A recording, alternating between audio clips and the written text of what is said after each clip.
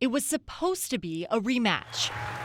Joe Biden, the incumbent, leading Democrats, and Donald Trump, a former president, breaking records with huge primary wins against his Republican challengers. Trump split time between the trail and the courtroom amid a flurry of legal troubles, both civil and criminal.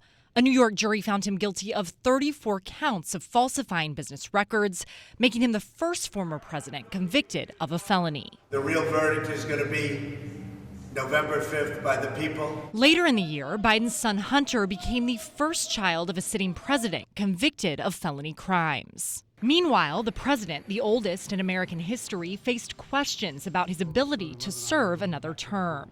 When the two candidates went head-to-head on the debate stage, Biden's alarming performance led to increased calls for him to drop out of the race. Dealing with everything we have to do with, Two assassination attempts against Trump shook the campaign trail. The first at a rally in Butler, Pennsylvania.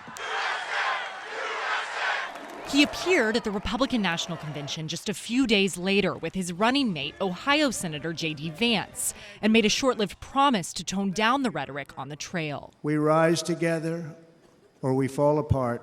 With just about 100 days left, Biden dropped out of the race, and despite calls from some for an abbreviated primary, the party ultimately rallied behind Vice President Kamala Harris. She became the first black woman and first Asian American to lead a major party ticket. I accept your nomination to be President of the United States of America.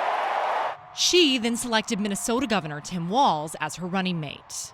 Democrats saw a huge surge in fundraising numbers and endorsements. Independent candidate Robert F. Kennedy Jr., whom both sides saw as a potential spoiler, dropped out of the race and endorsed the Republican candidate. Former President Jimmy Carter turned 100 right before he cast his ballot for Harris. Polls predicted a tight race, but Trump landed a decisive electoral victory, carrying all 7 battleground states and the popular vote. Harris conceded. We must accept the results of this election. And Biden hosted his predecessor and now successor at the White House. welcome Biden. Republicans won a trifecta. Mike Johnson is expected to serve as House Speaker and John Thune as Senate Majority Leader, after Mitch McConnell, the longest-serving leader in the chamber's history, announced he would not seek that role again. In a stunning reversal, Biden issued a full and unconditional pardon for his son after the election.